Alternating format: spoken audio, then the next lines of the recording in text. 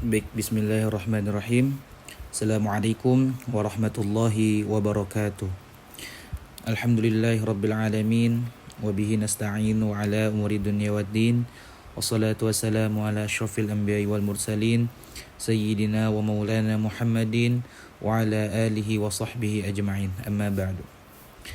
Yang pertama-tama yang saya hormati Al-Mukarram, Al-Ustadz Dr. Kiai Haji Ahmad Alim selaku dosen pengampu mata kuliah Dakhil fi Tafsir ini.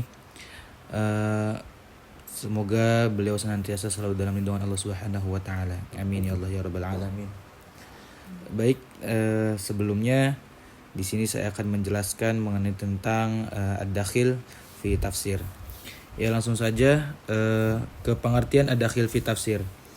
Nah, secara istilah Ad-Dakhil fi Tafsir ini adalah segala bentuk penafsiran Al-Quran yang mana ini tuh tidak didasarkan pada sumber yang benar.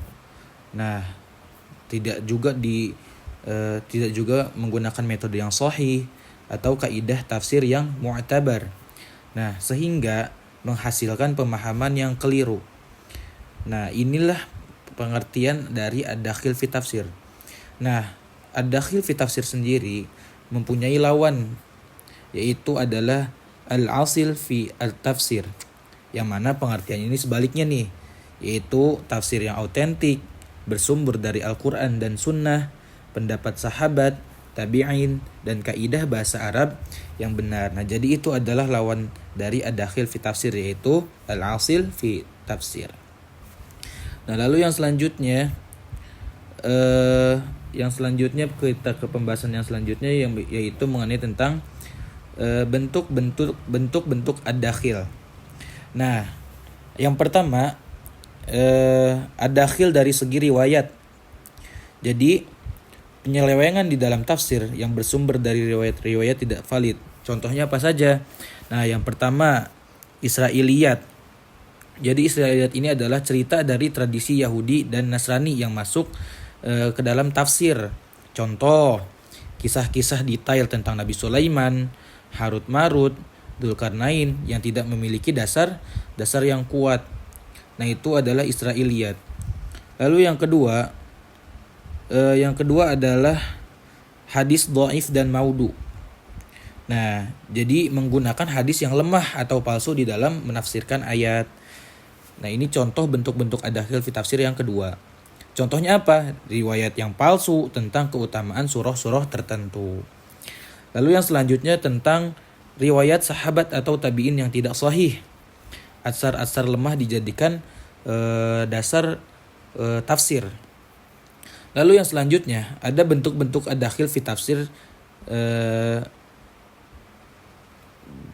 penyimpangan tafsir karena pemikiran yang salah. Nah, yang pertama tafsir biroi al-madmum. Nah, yang mana ini tuh menafsirkan Al-Quran berdasarkan hawa nafsu atau ideologi. Contohnya apa? Menafsirkan ayat untuk membenarkan kepentingan politik. Nah, ini adalah tafsir biroi al-madmum. Lalu yang selanjutnya ada tafsir sektarian atau fanatisme madhab. Jadi ayat ini dipaksakan nih sesuai madhab atau golongan. Contoh, penafsiran ekstrim Khawarij atau kelompok Batiniyah. Nah, lalu yang selanjutnya ada penafsiran filosofis berlebihan, yang mana ayat ini dipalingkan dari makna zahir demi spekulasi filsafat.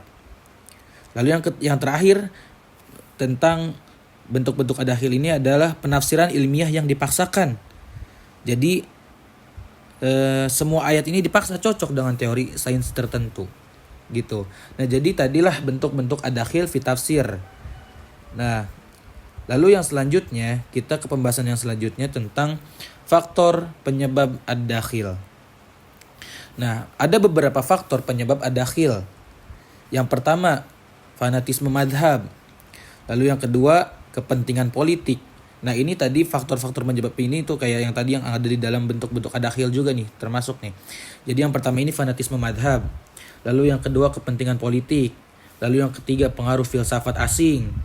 Terus yang keempat masuknya Israiliyat, lalu lemahnya verifikasi riwayat, lalu kurangnya penguasaan bahasa Arab dan ulumul Quran, lalu yang terakhir adalah menafsirkan Al-Quran ini dengan hawa nafsu. Nah ini yang ada di dalam faktor penyebab dakhil ini tadi juga ada di dalam bentuk-bentuk adakhil fi tafsir ini. Nah lalu yang selanjutnya tentang contoh-contoh adakhil di dalam tafsir. Contoh yang pertama, tafsir Israiliyat, yang mana terdapat di dalam Al-Quran surah Al-Baqarah di ayat ke-67 sampai ke-71 tentang kisah sapi Bani Israel. Nah, jadi sebagian tafsir ini dipenuhi cerita tambahan yang tidak bersumber sahih tentang warna, umur, dan kisah-kisah fiktif. Nah, jadi contoh yang pertama atau salah satu contoh adakhil di dalam tafsir ini, yang contohnya yang pertama itu tafsir Israiliyat itu yang ada terdapat di dalam Quran surah Al-Baqarah ayat ke-67 sampai ke-71, yang mana sebagian tafsir ini dipenuhi cerita tambahan yang tidak bersumber sahih atau fiktif ya, tentang warna, tentang umur, dan kisah-kisah fiktif yang lainnya. Lalu yang kedua nih, contoh tafsir ideologis. Tadi yang pertama tentang tafsir Israiliyat, lalu yang sekarang adalah tafsir ideologis. Nah, Quran surah Al-Maidah di ayat ke-44 ini adalah contoh tafsir ideologis.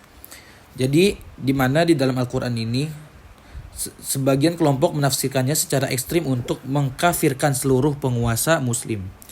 Nah, ini adalah tafsir ideologis yang terdapat di dalam Quran surah Al-Madinah ayat ke-44. Nah, itulah tadi dua contoh ad-dakhil di dalam tafsir. Yang pertama tafsir Israiliyat, lalu yang kedua adalah tafsir ideologis. Lalu yang selanjutnya, macam-macam ad-dakhil menurut ulama. Nah, di sini ada dua macam ad-dakhil menurut para ulama. Yang pertama ad-dakhil an-naqli, yang mana ad-dakhil an-naqli ini penyimpangan berbasis riwayat. Lalu ada yang kedua yaitu ad-dakhil al-aqli, penyimpangan berbasis akal atau pemikiran. Nah, jadi di sini disebutkan ada dua ya macam-macam ad-dakhil menurut para ulama. Yang pertama ad-dakhil an-naqli, yaitu tentang penyimpangan berbasis riwayat. Lalu yang kedua ini ad-dakhil al-aqli, penyimpangan berbasis akal atau pemikiran. Nah, lalu yang selanjutnya kita ke pembahasan yang selanjutnya sekaligus pembahasan yang terakhir mengenai tentang ad-dakhil at-tafsir ini, yaitu cara menghindari ad-dakhil at-tafsir. Nah, yang pertama di sini ada beberapa ya cara menghindari ad-dakhil fi tafsir ini. Yang pertama, menafsirkan Al-Qur'an dengan Al-Qur'an. Nah, ini salah satu cara menghindari ad-dakhil fi tafsir. Lalu merujuk sunnah yang sahih yang bersumber dari Rasulullah SAW. Lalu menggunakan tafsir sahabat dan tabi'in. Lalu menguasai kaidah bahasa Arab. Terus memahami usul tafsir dan ulumul Quran. Lalu kritik sanad dan matan riwayat, dan yang terakhir adalah menghindari tafsir ideologis dan hawa nafsu.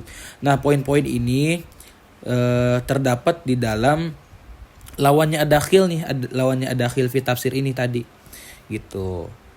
Jadi yang terdapat dalam pengertian lawan dari ad-dakhil fi tafsir itu adalah al-asil fi tafsir, yaitu mana tafsir ini tafsir yang otentik bersumber dari Al-Quran, Sunnah. Nah, ini nih cara menghindari ad-dakhil fi tafsir itu terdapat di dalam al-asil fi tafsir itu. Nah, itulah tadi pembahasan mengenai tentang ad-dakhil fi tafsir. Yang pertama ada pengertian, lalu yang selanjutnya ada bentuk-bentuk ad-dakhil, terus ada faktor penyebab ad-dakhil juga, terus ada contoh ad-dakhil dalam tafsir, lalu ada macam-macam ad-dakhil, dan yang terakhir adalah cara menghindari ad-dakhil fi tafsir.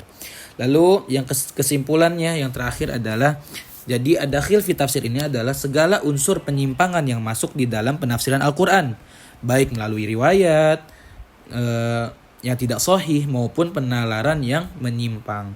Jadi kajian ini penting untuk menjaga otentisitas tafsir dan mencegah penyalahgunaan ayat untuk kepentingan tertentu. Nah, itulah yang dapat saya sampaikan mengenai tentang ad-dakhil fi tafsir ini. Kurang lebihnya mohon maaf apabila ada yang baik itu datangnya dari Allah Subhanahu wa taala, dan apabila ada kekurangan itu pure datangnya dari diri saya pribadi karena kebodohan dari diri saya pribadi. Kurang lebihnya mohon maaf. Wabillahi taufiq wal hidayah. Wassalamualaikum warahmatullahi wabarakatuh.